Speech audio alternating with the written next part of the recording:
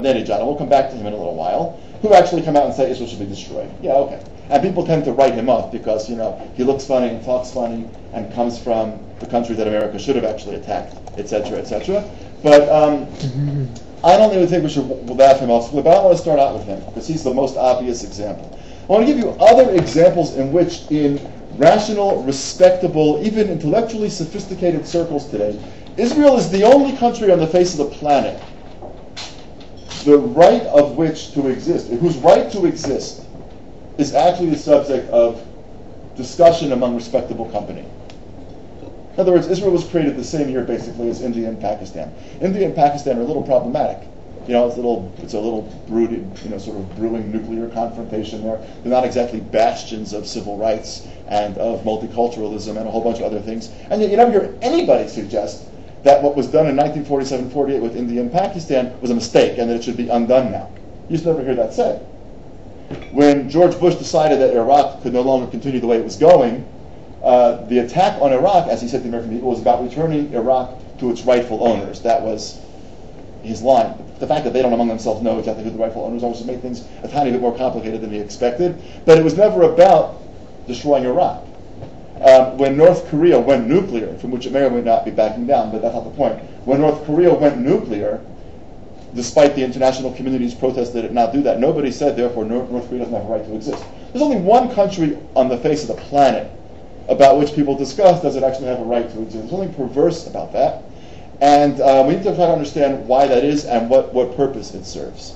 So before we get back to Ahmadinejad, we can take a number of other examples, but I'll give you a few, some of which I'm sure you're familiar with, but I think this ought to be sort of trotted out one by one to make the point, and I'll try not to make it in such great length.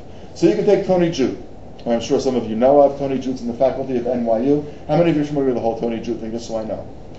Okay, a few, but not everybody. So Tony Jut, professor of history, European history, at New York University, the head of one of their history research institutes there, something with an R. The Remark Center at NYU, published an article, I believe it was in 2003, in the New York Review of Books, in which he called Israel an anachronism.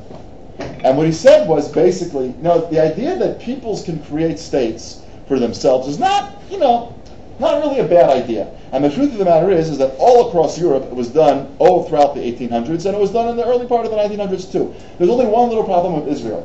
It was sort of like when you fire people from a company, last in, first out. Israel just got on the nationalism bandwagon a tiny bit too late. So by the time the Zionist entity or the Jewish state was created, the world had actually moved beyond nationalism. In fact, the world was recovering from the Second World War, and therefore the world was really recovering from the ills of nationalism run amok. And Israel at that moment, exactly when the war was it? What about Armenia then? Okay, there's 100 examples, counterexamples. There's India, there's Pakistan, there's a whole bunch. Don't have to argue with me. I mean, he's the one that wrote the article. There was a lot of response. You're speaking from his point of view. At this moment, I'm just explaining what he says. I'm by no means endorsing him. But he says basically that Israel is an anachronism. And then he says basically, he says explicitly, not basically, he says explicitly that Israel should actually be dissolved. Now, the way he says Israel should be dissolved, of course, is done very adroitly. He said that you should create one state between the Jordan River and the Mediterranean Sea, what Israelis call, when they talk about this, a Medinat Kol Ezracheha, a country of all of its citizens. So you take all the Palestinians in the West Bank, you take all the Palestinians in Gaza, the Jews in Israel, the Arabs in Israel, and whoever else you got thrown in here, and you make one big democratic state, in which, of course, Jews are overnight a minority, which reverts you right back to the state of what we had here in the 30s, let's say, with a sizable minority, with some cultural flourishing because of the size of the minority. But nonetheless, that's basically it. So that's Tony Jut, who, by the way, J-U-D-T, and you can easily Google him. Go New York Review of Books, Tony Jut, Israel, you'll find it. And if you do Israel an anachronism and Tony Jut, you'll get it too. And the whole text of the article is on the web, so you can find it. And you can also look in the subsequent issues of the New York Review of Books and see the responses to him by a number of people, I think. Now I forget if everyone from Ministry wrote a response or not. A few people wrote responses, and they're worth reading also. Tony Jut, it should be noted though, is Jewish, and Tony Jut lived in Israel for a significant period of time. I forget how many years, but he lived in Israel, picking oranges on a kibbutz someplace up north, for a significant period of time. So this is not just some guy out there. You can't call it rabid anti-Semitism because he's Jewish. So it could still be anti-Semitism, but it's not the classic form. And it's not a guy that doesn't know this country.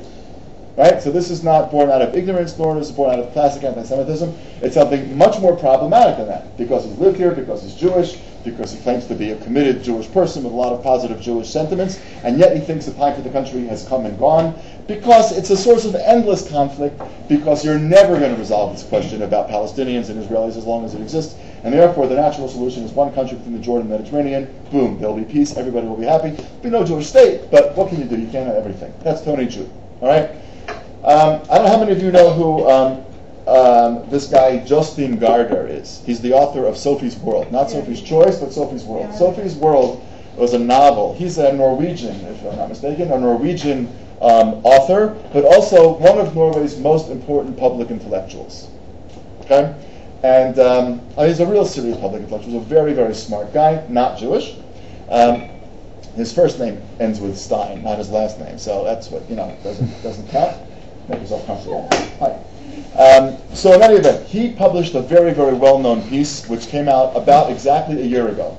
Probably a little bit less than a year ago, about 50 weeks ago, because he published it after the bombing of very small sections of Beirut, by the way, not commonly aptly represented by the international media. But if you look at the map of Beirut and you see what parts Israel did bomb and didn't bomb, it was the heavily Hezbollah section, and that part was really destroyed. But if you look at the map of Beirut, this was not all of Beirut, but that's a matter of context. But after Israel did that, he put out an article which made it all over the European press, translated into virtually every European language that you can imagine, in which he said basically Israel is over. Israel's over.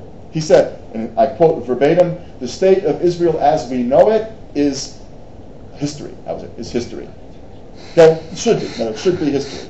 Now, again, the state of Israel as we know it is code for, I'm a sophisticated intellectual guy. I'm not in favor of genocide. So I'm not suggesting that Israel should be, carpet bombed by NATO. What I'm suggesting is that Israel in its present form has to disappear, and what he was, of course, implicitly arguing for was exactly what Tony Jude was arguing for. Let's stop all the fighting, guys, right? If this wasn't a Zionist state, then Hezbollah would have no reason to attack it. If this wasn't a Jewish country, then Hamas would have no reason to attack it. So therefore, again, one state, he doesn't say this so explicitly, but it's clearly what he's getting at. One state between the Jordan and Mediterranean, everybody lives happily ever after. You vote. Whoever gets elected wins, sort of.